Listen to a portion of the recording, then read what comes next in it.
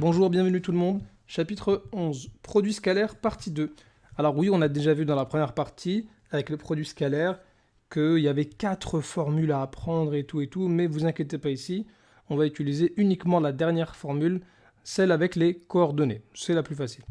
Donc, grand 1, vecteur normal à une droite. Tout d'abord, on rappelle, équation d'une droite. Alors, équation réduite d'une droite, ça vous avez déjà vu en seconde. Voilà, c'est de la forme y égale mx plus p. Alors en seconde, on voit souvent y égale ax plus b, sauf que maintenant on va changer les lettres, puisque les lettres a et b, ça va être réservé pour autre chose. Donc m, c'est-à-dire ici là, le voisin de x, c'est le coefficient directeur, p c'est l'ordonnée à l'origine. Alors rappel, pour une droite ici, on va prendre cette droite-là par exemple, pour l'instant on s'en fout des vecteurs là. Donc cette droite-là, elle a un coefficient directeur, c'est lui qui va imposer la direction. Est-ce que la droite, elle va monter rapidement, pas rapidement, est-ce qu'elle va descendre? Pour trouver ce coefficient directeur, eh bien, on choisit deux points quelconques sur cette droite-là. Par exemple, si je prends ce point-là et ce point-là, et je vais regarder sur les y, là, au niveau des ordonnées, j'ai combien? Un carreau. Sur les abscisses, 2 carreaux, ça fait donc 1 sur 2. Ok. Donc coefficient directeur de cette droite, 1 sur 2. Donc m égale 1 demi. Et puis l'ordonnée à l'origine, P c'est 1. C'est là où ça va couper l'axe des ordonnées. Donc par exemple pour cette droite-là, voilà, j'ai 1 demi de x plus 1. Ok, ça c'est ce que vous connaissez déjà depuis la seconde. Et maintenant on a un nouveau truc, définition équation cartésienne d'une droite. Alors équation cartésienne d'une droite, avec le changement de programme maintenant c'est en seconde qu'il le voit. Mais comme vous, vous n'étiez pas en seconde l'année dernière avec le nouveau programme. Donc vous n'avez pas vu ce truc-là. Ok. Et donc, si vous voulez avoir plus d'informations sur les équations cartésiennes, eh bien, j'ai fait un cours pour les secondes qui est ici. Voilà. Donc, équation réduite, vous connaissez déjà vous. Vous pouvez regarder ici sur équation cartésienne, faire les exercices et tout. En tout cas, équation cartésienne, rapidement, qu'est-ce qu'on a besoin? Eh bien, toute droite admet une équation sous la forme ax plus by plus c égale 0. Voilà. Donc, là, c'est équation réduite quand c'est de la forme y égale quelque chose. Et maintenant, on a sous cette forme-là, ax plus by plus c. A, b et c, c'est des nombres réels. Et puis, qu'est-ce qu'on a besoin de savoir? Voilà, un vecteur directeur de cette droite. Donc, ce sera moins b, a. Donc, si je veux un vecteur qui me donne la direction de la droite, eh bien, ce sera toujours moins b, a. Donc, je regarde celui qui est à côté du y, je prends son opposé, je le mets en première coordonnée. En deuxième coordonnée, je mets le voisin de x. Ok, bon, quand même quelques exemples. Premièrement, déterminer un vecteur directeur de la droite d, donc 4x plus 7y plus 8 égale 0. Donc pour trouver un vecteur directeur, on a dit c'est moins b, a. Donc comme b, c'est 7, je vais mettre moins 7. Et comme a, c'est 4, je vais mettre 4. Voilà, c'est tout. Deuxième exemple, déterminer l'équation cartésienne de la droite passant par a, dirigée par u. Ok, donc équation cartésienne, c'est de la forme ax plus by plus c. Ok, il faut que je trouve qui sont A, B et C. Je sais que le vecteur directeur, c'est toujours moins BA. Ok, et lui, je sais qu'il vaut 7, 3. Donc, ça veut dire que moins B, ça fait 7. Ça veut dire que B, c'est moins 7. Et A, c'est 3. Ok, donc là, c'est facile, j'ai déjà trouvé A et B. Donc, je peux recopier. Mon équation cartésienne, elle commence comme ça. 3x moins 7y plus C égale 0. Comment je fais pour trouver C? Il faut que j'utilise une information que je n'ai pas encore utilisée, le fait que ça passe par le point A, de coordonnées moins 1, 2. Ça veut dire que les coordonnées moins 1 et 2, je peux les remplacer ici à la place de x et y. Voilà, ça me fait une équation. Donc, on y va. Voilà, je le fais ici. 3 fois moins blablabla, blablabla, c'est égal 17. C'est parfait. Donc, finalement, l'équation cartésienne égale 3x moins 7y plus 17 égale 0. Voilà, donc ça, c'est quelque chose que maintenant, on voit en seconde. Vous ne l'avez pas vu. Donc, voilà, il n'y a pas de difficulté.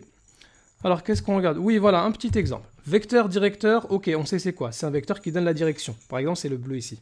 Ok. Par contre, vecteur normal, ça, c'est un truc qui est nouveau. C'est quoi?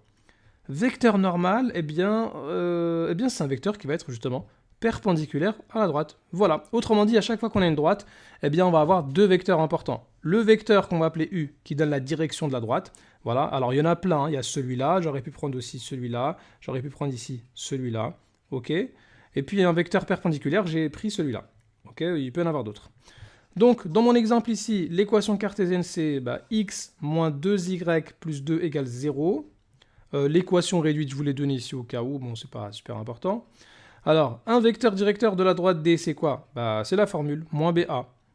Moins B, alors B ici c'est moins 2, donc si je mets moins 2, ça fait 2. Et puis A, c'est 1x, donc c'est 1. Donc le vecteur directeur qui me donne la direction de la droite, c'est bien le vecteur 2, 1. On peut vérifier, ce vecteur-là, sur les abscisses, première coordonnée, je rappelle dans le vecteur ici, là, c'est les x, d'accord? C'est le déplacement, donc horizontal, donc 2 carreaux, et puis après le deuxième 1, c'est 1 carreau vers le haut. Donc c'est bien un vecteur directeur qui me donne la direction. 2, 1. Ok. La question c'est maintenant comment je vais faire pour trouver un vecteur qui va être normal. Un vecteur normal, eh bien normalement c'est facile. Comment je fais? Eh bien il faut que je trouve un vecteur perpendiculaire à la droite. Mais ça c'est pas facile à faire parce qu'on n'a pas d'équerre et tout. Donc comment j'ai fait pour trouver ce vecteur là? On va réfléchir un petit peu. C'est quoi les coordonnées du vecteur U? C'est 2, 1. Donc 2 abscisses, 1 ordonnée. Maintenant il faudrait faire entre guillemets le contraire. Donc là j'ai fait 2 sur les abscisses.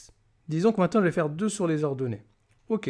Et là, j'ai fait 1 sur les ordonnées. Bah, je fais de l'autre côté 1 sur les abscisses. Et il faut avoir un sens contraire. Donc là, j'ai voilà, plus 2, 1. Là, je vais faire 1, moins 2. Voilà, un vecteur normal de la droite D, eh ben, c'est le vecteur 1, moins 2. En fait, c'est tout simplement le vecteur AB. Ça veut dire que le vecteur normal, eh bien, vous voyez ici, là, quand je prends 1, moins 2, c'était tout simplement les valeurs de A et B. 1, 1x, moins 2y. Donc finalement, un vecteur normal, bah, c'est normal de le trouver, c'est facile. Bah oui. Donc ici, avant de donner la définition, qu'est-ce que j'ai mis comme remarque là? On dit que deux vecteurs U et V sont orthogonaux. Ah bah oui, on ne voyait pas le lien avec le produit scalaire. Si, eh bien, le produit scalaire égale 0. D'accord. Donc si le produit scalaire égale 0, ça nous permet de savoir que les deux vecteurs vont être orthogonaux. Bah, ça veut dire en gros que c'est perpendiculaire. Je vérifie avec mes deux vecteurs ici, U et V. Avec U et N par exemple, là j'avais 2, 1, et là j'ai 1, moins 2. Bah, quand je multiplie produit scalaire, ça fait bien 0. Ici j'ai un autre exemple, U et V. Alors, je fais le produit scalaire. Formule du produit scalaire, pour nous c'est la quatrième formule ici, donc je multiplie les x multipliés par les x, c'est-à-dire 1 fois 2, plus les y fois les y, 2 fois moins 1. Et donc ça fait bien 0. Donc ça c'est génial puisque pour savoir si deux vecteurs sont orthogonaux, ça veut dire qu'en gros il va y avoir perpendicularité, il suffit simplement de calculer le produit scalaire. Et oui, c'est ce qui nous prouve que ces deux vecteurs-là vont être perpendiculaires. Et oui. Alors pour des vecteurs, on dit plutôt orthogonaux. Alors, définition, donc c'est là que c'est très important, soit la droite D d'équation cartésienne A fois X plus B fois Y plus C égale 0, le vecteur de coordonnées AB est un vecteur normal à la droite. Alors, un vecteur normal, ça veut dire qu'il va être perpendiculaire à la droite. Ok? Donc, on peut passer maintenant pour des exemples. Alors, juste, il y a deux choses à retenir. Hein. Il y a le vecteur directeur. Donc, dans mon exemple, c'est lui qui va donner la direction. Lui, ce sera moins BA. Ok? Par contre, le vecteur normal, qui va être perpendiculaire, lui, ce sera AB. Voilà, c'est normal. On y va pour les exemples. Alors, qu'est-ce que je vous ai mis comme exemple? Vecteur normal et vecteur directeur à partir de l'équation... Ouais, c'est facile ça. Première question, c'est déterminer un vecteur normal et un vecteur directeur. Ok. Donc, on a dit vecteur normal, c'est normal, c'est facile, c'est 3, 5. 3, 5, ok. Là, c'est le vecteur n perpendiculaire. Et là, le vecteur qui donne la direction, c'est moins BA. Alors, B, c'est 5, donc il faut mettre moins 5. Et en bas, on met A. Voilà. En gros, le vecteur qui donne la direction, il est un peu plus dur à trouver, il faut faire une inversion et mettre un signe moins. Alors que le vecteur normal, c'est normal, c'est direct. Voilà. Bon, deuxième exemple. Ah, ils ont donné une équation réduite. Ah, c'est sympa ça. Ouais, j'ai qu'à la transformer en équation cartésienne. Comment je fais? Je mets tout de l'autre côté. Voilà, le 2x, il va devenir moins 2x. Le moins 1 devient plus 1. Égale 0. Maintenant, c'est facile. Pour trouver un vecteur normal, je recopie directement A et B. Et un vecteur directeur, c'est moins BA. Donc B, c'était 1y. Donc je mets moins 1. Et B, ouais, ça commence à rentrer. Ok, génial. Exemple d'après, vecteur normal à partir du vecteur directeur. Soit D la droite dirigée par le vecteur 1, 3. Ouais. Ok. Donc ce qu'il faut, c'est quoi? C'est trouver le vecteur normal. Ah, c'est bien ça. Toute équation cartésienne. AX plus BY plus C égale 0. A pour vecteur directeur, moins BA. Ouais, on le savait, et alors? Et ici, c'est 1, 3. Oui, ok, donc ça nous donne A et B. Ça dit que A, ça veut dire c'est 3, et B, c'est moins 1. Voilà. Donc, du coup, l'équation cartésienne, bah, ça va être ça. Voilà. Moins 1, ici, là, et 3. A, c'est 3, B, c'est moins 1. Du coup, je trouve N, 3 moins 1. Voilà. Bon, c'est pas... cet exemple-là, il n'était pas super, hein. Ensuite, vecteur directeur à partir du vecteur normal. Là, c'est le contraire. J'ai la droite de vecteur normal 4 moins 3. Du coup, je veux le vecteur normal, pardon, directeur. Je sais que l'équation cartésienne, c'est 4x moins 3y plus c. Du coup, je mets moins BA. Voilà, pour trouver le vecteur directeur. Bon, c'est pas si difficile que ça. J'espère qu'il y a plus difficile quand même. Trouver l'équation cartésienne, trouver l'équation d'une droite à partir du vecteur normal.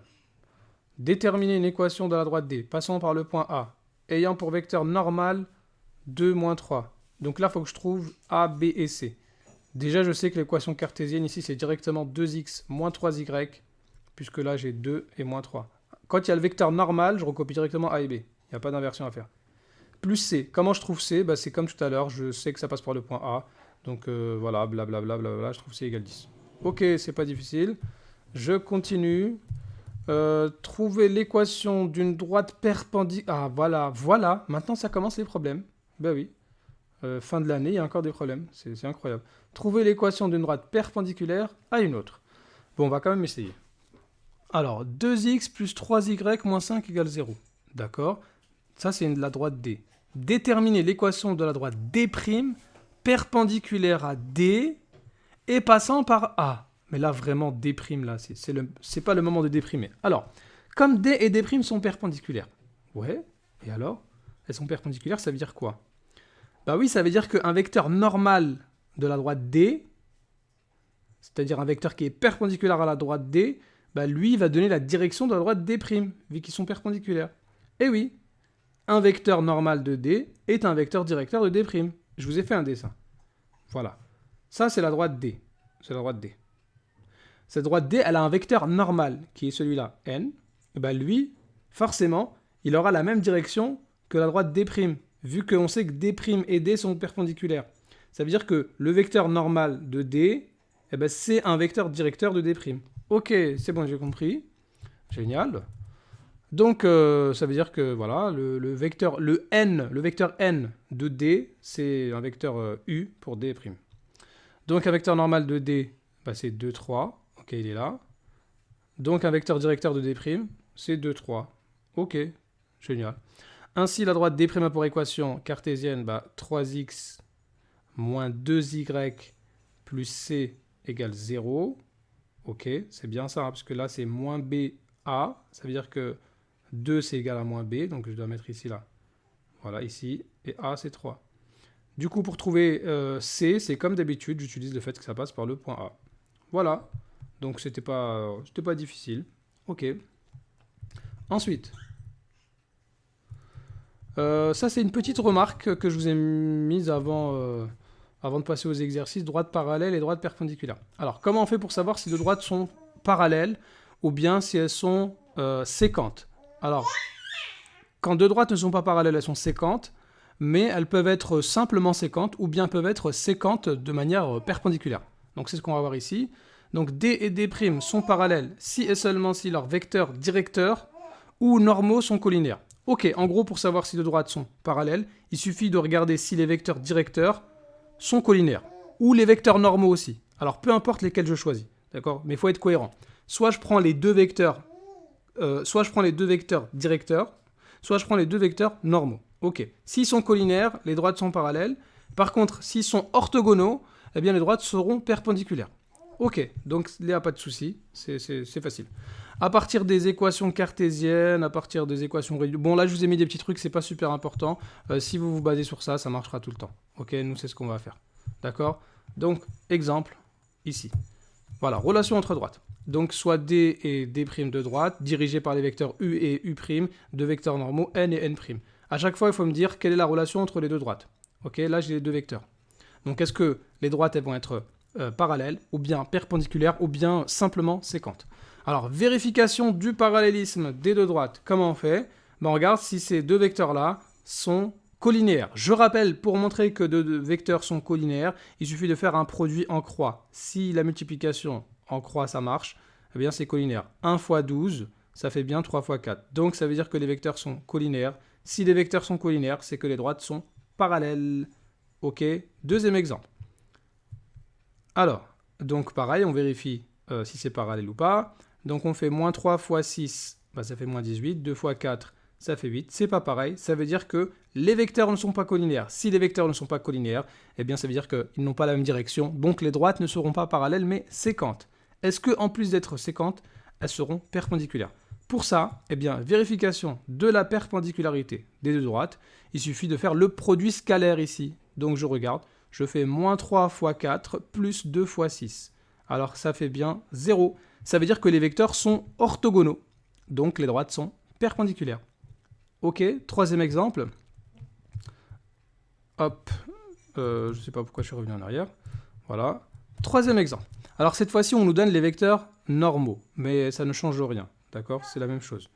Vérification du parallélisme. Alors, on regarde, on fait le produit en croix. 3 fois 25, ça ne fait pas moins 4 fois moins 10. Ça veut dire que les vecteurs ne sont pas collinaires. Donc les droites ne sont pas parallèles. Est-ce que les droites sont perpendiculaires? On fait le produit scalaire. 3 fois moins 10 plus moins 4 fois 25, ça fait moins 130. Ça fait donc pas 0. Du coup, les vecteurs ne sont pas orthogonaux. Ni parallèles, ni orthogonaux. Ça veut dire que c'est simplement séquent. Quatrième exemple. Alors là, on nous donne deux droites. Deux équations cartésiennes. Et c'est à nous de faire le travail. On n'a plus les vecteurs comme avant. Du coup, ce qu'on va faire, on va trouver les vecteurs normaux. On peut soit trouver les vecteurs normaux, soit trouver les vecteurs directeurs. Mais les vecteurs normaux, c'est toujours plus facile à faire, puisque c'est directement AB. 2, 4 pour la première droite, et moins 4, 2 pour la deuxième. Alors, il faut regarder, est-ce que ces vecteurs-là sont collinaires, ou bien est-ce qu'ils sont orthogonaux, ou aucun des deux. Alors là, on voit directement que c'est orthogonaux, d'accord? Je vous ai mis directement, puisque si je fais 2 fois moins 4, ça va faire moins 8, et là, 4 fois 2, ça va faire 8, donc quand je vais additionner, ça va faire 0. Donc les droites sont perpendiculaires. Okay, si les droites sont perpendiculaires, c'est impossible qu'elles soient parallèles, inutile de vérifier la collinarité. Dernier exemple, ça c'est des équations réduites. Donc pour les équations réduites, il faut que je trouve soit des vecteurs normaux, soit des vecteurs directeurs. Sauf que quand c'est des équations réduites, c'est toujours plus facile de trouver des vecteurs directeurs. Et oui, je vous l'ai mis tout au début, on regarde encore. Un vecteur directeur, quand c'est une équation réduite, c'est directement 1m. Ok, m c'est le coefficient directeur. Donc là, je peux revenir. Hop. Je peux revenir ici. Du coup, un vecteur directeur pour cette droite, c'est 1, moins 3. Un vecteur directeur pour la deuxième droite, c'est 1, 3. Alors ici, les vecteurs, ils ne sont pas collinaires, parce que si on fait 1 fois 3, ça ne fait pas 1 fois moins 3. Ils ne sont pas non plus collinaires, ils sont pas non plus orthogonaux, puisque 1 fois 1 plus moins 3 fois 3, ça ne fait pas 0. Donc, ni collinaires, ni orthogonaux, ça fait que les droites sont simplement séquentes. Ok? Donc finalement, dans toute cette partie-là, il suffit simplement de regarder à chaque fois, de trouver les deux vecteurs. Le vecteur directeur et le vecteur normal. Et puis avec ça, on peut conclure, est-ce que les droites seront parallèles, ou bien perpendiculaires, ou simplement séquentes. Alors, c'est à vous maintenant. Je vous donne les exercices à faire. C'est ici, voilà. Vous avez ces deux exercices-là, c'est facile, il n'y a pas de difficulté.